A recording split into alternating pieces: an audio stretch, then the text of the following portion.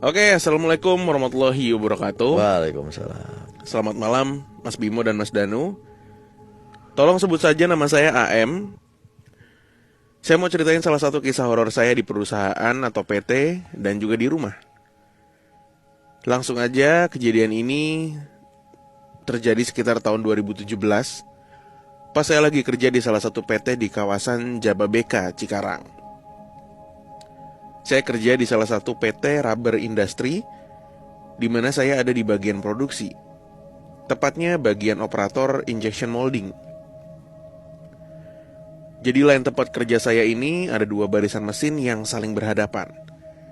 Di kiri dan kanan jalan line produksi, dan mesin saya berada di ujung dari line sebelum masuk ke ruangan material. Oke. Dan mesin saya itu ada sensor di pintu mesinnya. Ketika ada tangan yang masuk mesin buat ngambil barang, otomatis mesin tuh stop bergerak. Yang sering dimanfaatin sama operator-operator buat ngambil sisa barang yang kesangkut dalam mesin tanpa nyetop mesin. Kejadiannya waktu itu hari Sabtu, dan saya lagi lembur malam shift 3.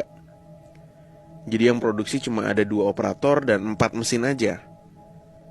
Saya dan satu temen saya, sebut aja namanya Daeng. Dan kita nih masing-masing pegang 2 mesin. Selain saya dan Daeng, orang yang ada di PT ini tuh cuma 2 orang. Bapak Satpam di gerbang nih, 2 orang ini. Jadi total di PT tuh cuma ada 4 orang waktu itu. Saya mulai start kerja dari jam 1. Tapi karena saya nggak tidur dulu sorenya sebelum kerja, otomatis saya agak ngantuk pas mulai kerja. Sampai akhirnya sekitar jam setengah 4, saya mulai ngantuk. Dan saya ngelihat ada sekelibatan cewek berbaju putih lewat di belakang mesin. Tapi saya nggak menghiraukan, karena itu udah biasa lah di line ini, terutama belakang mesin saya. Dan pastinya itu juga bukan teman saya, karena seragam PT ini warnanya hijau. Terlebih lagi nggak mungkin ada karyawan cewek di shift 2 atau shift 3 di PT ini. Mulai masuk jam 4, ngantuk saya udah nggak ketahan. Sampai akhirnya saya nggak sadar kalau sensor mesin mati tiba-tiba. Dan saya masukin tangan ke mesin buat ngambil sisa-sisa buri yang masih nempel di mesin tanpa nyetop mesin. Dan tiba-tiba ada suara teriakan cewek yang cukup kencang dari samping mesin. Ah, gitu. Dan saya kaget sampai narik tangan saya dari mesin. Yang ternyata kalau saya telat 2 detik aja narik tangan saya, mungkin tangan saya udah kejepit molding panas. Dan gak tahu gimana jadinya. Karena mesin terus nutup tanpa berhenti karena sensornya mati. Dan kalaupun setelahnya sensornya tiba-tiba hidup lagi, bakal lebih gawat, karena gak akan bisa kebuka, karena tadi ada tangan yang nutupin sensor. Ya pokoknya kacau lah. Saat keadaan yang masih kaget, teman saya di samping tuh nyamperin, terus nanya, "Lo kenapa teriak?" Saya pun bilang, "Gue gak teriak, orang itu suara cewek kok." "Lo ketiduran ya?"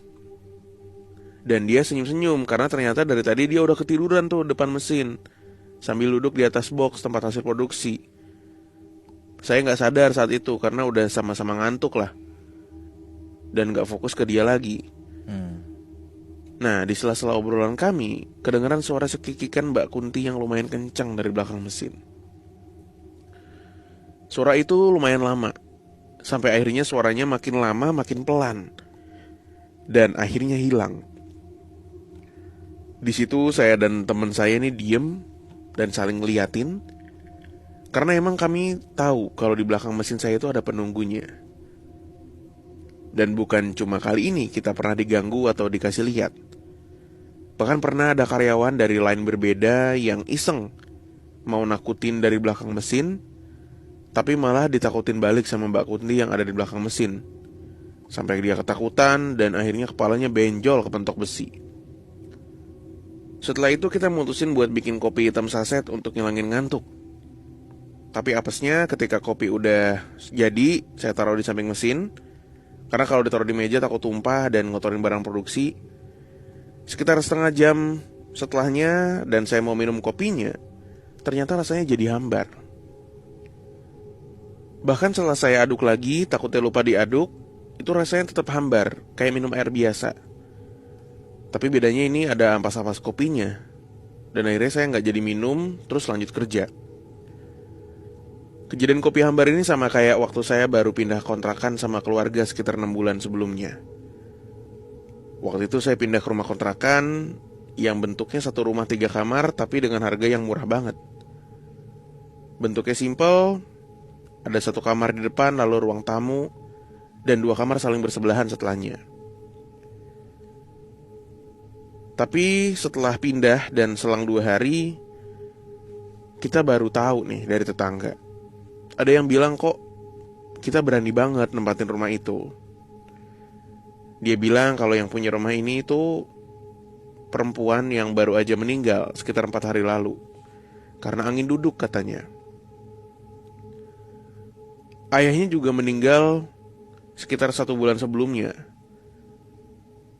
Penyebabnya juga kurang lebih sama karena angin duduk katanya.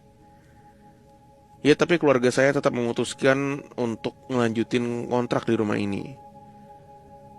Karena ibu saya nih orang yang bisa ngeliat atau komunikasi lah sama mereka. Jadi kalaupun kita diganggu, ada ibu saya yang bisa ngusir mereka. Alasan saya pindah kontrakan itu karena di rumah sebelumnya kita sering banget diganggu. Meski udah diusir tetap balik lagi. Dan puncaknya, saya pernah dikejar tangan buntung. Jadi kayak dari pergelangan tangan sampai jari itu jalan pakai jari-jarinya gitu. Tapi karena saya tipe yang kalau sering ditakutin bukan takut dan malah jadi kesel dan marah, lalu saya balik ngejar. Sampai saya tendang tangan itu dan hilang setelah ngebentur tembok kamar mandi. Ibu saya bilang kalau mereka tuh lemah di alam kita. Cuma kitanya aja yang kadang suka panik. Dan alhasil malah ceroboh, lalu nyelakain diri sendiri. Lanjut ke cerita nih. Jadi setelah 3 hari diadakanlah pengajian 7 harian si kakak yang meninggal kemarin tuh, yang punya rumah, dan 40 harian bapaknya bersamaan. Di posisi kami yang sudah menempati rumah itu. Di awal sebelum tahlil dimulai, yang punya rumah minta tolong untuk naruh teh manis hangat dan kopi hitam di kamar paling belakang untuk menghormati yang punya rumah, katanya.